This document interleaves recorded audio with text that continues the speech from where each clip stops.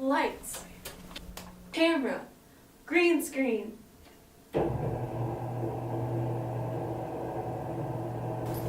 name is Michael Burby. I'm an agriculture education and communication major in my 4th year.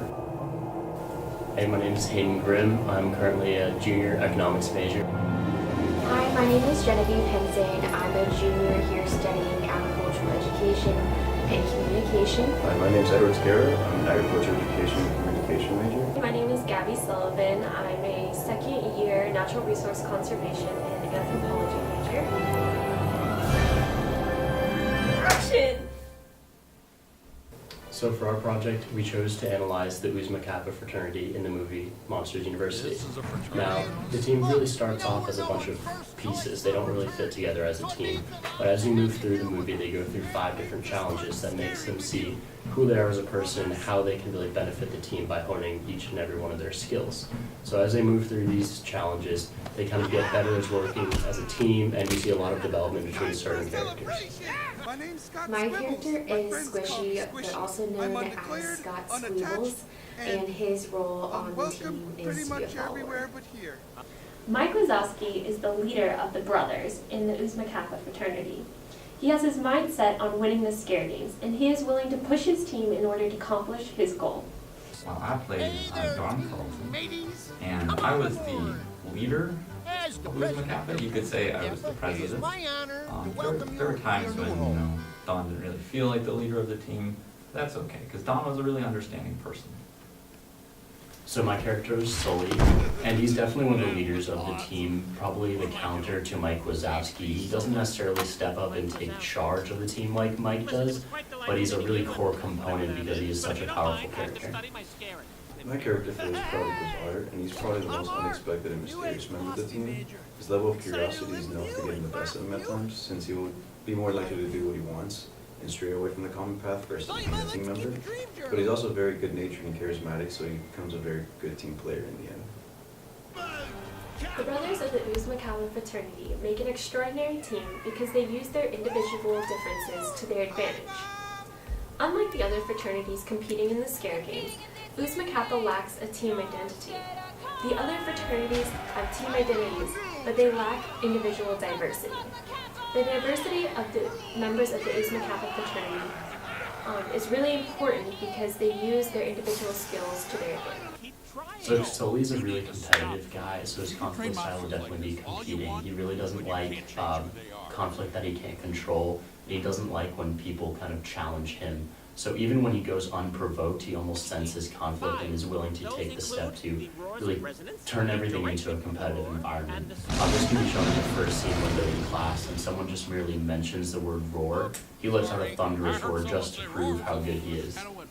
When it comes to conflict styles, Mike is collaborative. He really tries to work with the brothers of the Uzma Kappa fraternity to form a cohesive team in which there is conflict, but it's mediated properly and everyone gets a say in the decisions that are made. Don is he's a real crowd pleaser. He doesn't like to really be confrontational. He doesn't like to kind of be in the way of everybody. He likes to be very, you say, accommodating. It's just the way he is. He kind of does best from the back where everyone's being happy. Sometimes to the detriment to the team, but it's gone also. My character's conflict style is definitely competing because at first he tends to reject the other viewpoints presented by his team members and just does his own thing. But he's also collaborating because as a follower he helps the team members meet their goal of winning the scare games. And that's a win-win for him because he ends up being inside the Scare Academy and they get bragging rights. So Squishy's conflict style is definitely accommodating. He really wants to make sure that he's pleasing everyone on the team and just kind of goes with the flow. Sully's social style is definitely a driver. It's his way or the highway, and that's really prevalent throughout almost the entirety of the movie, all the way up until he kind of rigs the test so that Mike and Uzma Kappa win that last challenge. He is not willing to compromise in a lot of senses and definitely likes to take charge of the group and any social setting. I think that plays a lot into his superiority complex as well. Mike has an expressive social style. He strongly states his opinion and isn't afraid to call his team to action. He is driven by results and has a strong need for social recognition among the university students and his peers. He clearly exhibits his emotions throughout the movie, although they aren't always positive. His ability to be vulnerable is a strength that allows him to connect with his brothers, especially Sully. So, Don is very much an amicable person. He really likes to be, kind of in the middle of everybody, just enjoying everyone's, warmth and compassion. He's not too much of a driver, he's not too analytical. He's the person you want to see when you walk in the door and says, "How are you doing?" And he really knows, what's going on in your life. My character's social style is an expressive one because he enjoys involvement, excitement, and interpersonal interaction with his team members. He also has no regard for routines on his daily basis due to his spontaneity, and he's very idea-oriented and driven, hence the name Art. His philosophy background also goes hand in hand with him because he likes to be very idea-driven.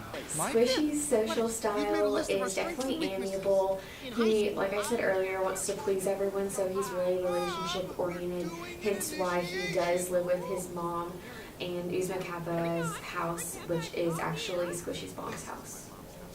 Tough. I would definitely say that Sully is orange, though. He's really, really competitive, like I mentioned earlier, but also has a charming side and is willing to kind of use that charm to get himself out of situations. Like, a lot of the interactions that he has with Dean Hardscrabble end up being very, very charming. He comes off that way. But he's definitely orange. He's very adventure-driven, and he's very action-oriented, even when action might not be the best, since he jumps right into it no matter what. Mike's true colors are gold and green.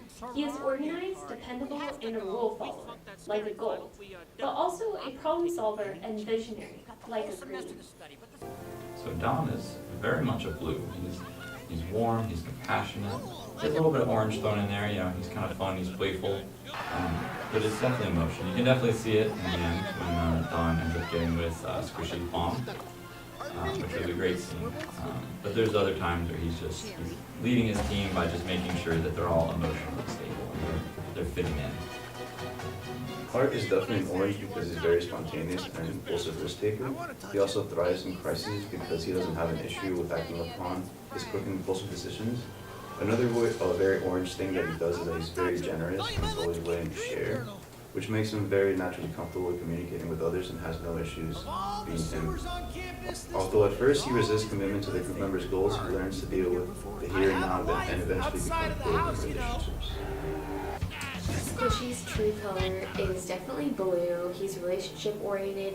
He really cares about everyone's emotions and how he interacts with them, and basically just how he makes others feel. So there definitely was an absence of trust in the team almost throughout the entire movie, especially between Mike and Sully. And this is really seen in kind of one of the main acts is that last challenge. And before the challenge, Dean Hardscrabble comes up and talks to Sully and is saying, everyone on your team has to be so scary for this to work for you all to win. And she knows that one member of that team is not scary. And Sully basically knows she's talking about Mike, and that gets it into his head where he doesn't trust Mike to be scary enough just because he doesn't have the pure scare factor. And that definitely leads to that absence of trust, leading him to go and rig the test so that Uzma Kappa wins. That really ends up being a bad thing for them. But then going forward, they kind of correct this absence of trust whenever they're in the human world. And they're kind of using their scare abilities, Mike with the more studious and finesse approach, and Sully with the really hardcore scare factor. They work together to develop that trust that it doesn't have to be just black or white. They can work together and really create a great scare.